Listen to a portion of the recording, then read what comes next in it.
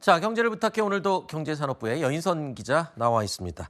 자, 여 기자, 요즘 원달러 환율이 1,450원, 굉장히 높은 건데 이게 새로운 기준으로 봐야 될 정도다, 뉴 노멀이다 이런 얘기까지 나와요. 이게 지금 과거랑 비교하면 어느 정도 오른 건가요?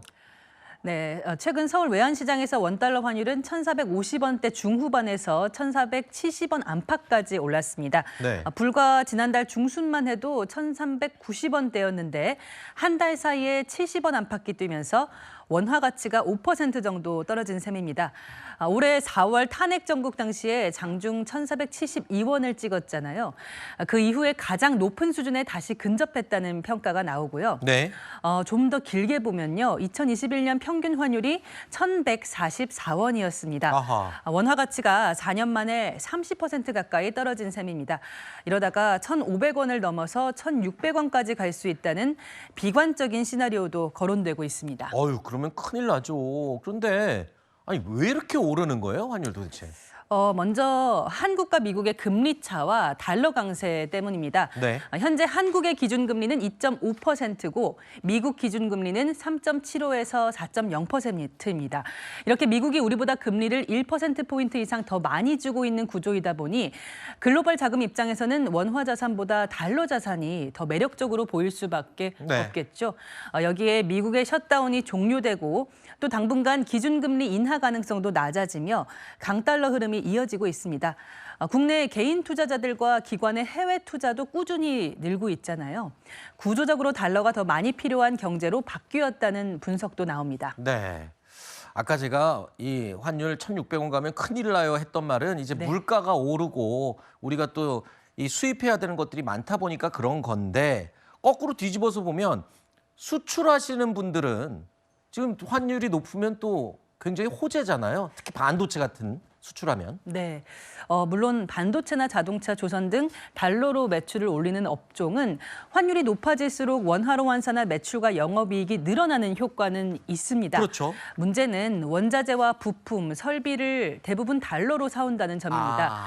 한국은행에 따르면 10월 수입 물가는 전월 대비 1.9% 상승해서 지난 1월 이후 9개월 만에 최대폭으로 올랐습니다. 특히 기업들이 생산 과정에서 쓰는 중간재 가격이 3.8%나 뛰었고 설비 투자에 필요한 자본재와 소비재 가격까지 일제히 올랐습니다. 제품 가격은 경쟁 때문에 쉽게 못 올리는 반면 원재료와 부품, 설비 가격은 환율 때문에 치솟다 보니까 수출 기업도 환율 덕보다는 원가 부담과 마진 압박을 더 크게 호소하고 있습니다. 그러니까 제가 아까 단순하게 생각을 했군요. 수출하는 사람들은 좋겠네요 했지만 그 수출하는 물건을 만들기 위해서 또 원료를 수입해야 되기 때문에 환율이 높으면 그분들도 마진을 남길 수가 없게 되는 거다. 그런 얘기가 되겠군요. 그러면 지금 환율이 저렇게 들쭉날쭉하니까 마진이나 원가 뭐 이런 거를 좀 확실하게 정해야 내년 사업 계획도 만들 텐데 계획도 못 하고 있겠네요. 그럼 지금? 네, 현장에 좀 물어봤는데요. 현장에서는 환율 때문에 사업 계획서에 숫자를 도저히 못 넣겠다. 이런 말도 나옵니다.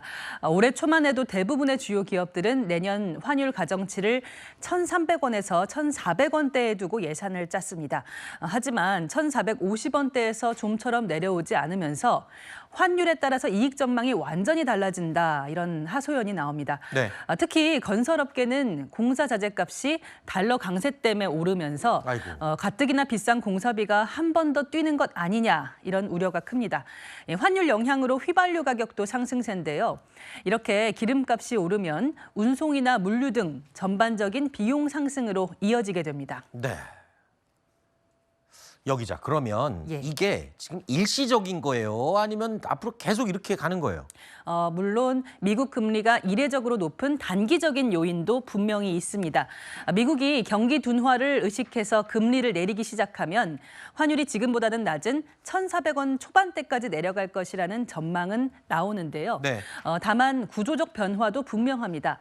앞서 말씀드렸듯이 해외 투자가 늘면서 달러를 상시적으로 많이 써야 하는 구조가 됐습니다. 예전처럼 1,100원, 1,200원을 정상 환율로 기대하기는 어렵다. 이런 인식이 커지고 있고요. 1,350원에서 1,450원 정도의 환율을 일상적인 시나리오로 놓고 가계와 기업 모두 환해지, 구조조정, 유동성 확보 같은 안전장치를 갖춰야 한다. 이런 네. 경고가 나옵니다. 알겠습니다. 자, 경제를 부탁해 지금까지 경제산업부의 여인선 기자였습니다. 수고했습니다.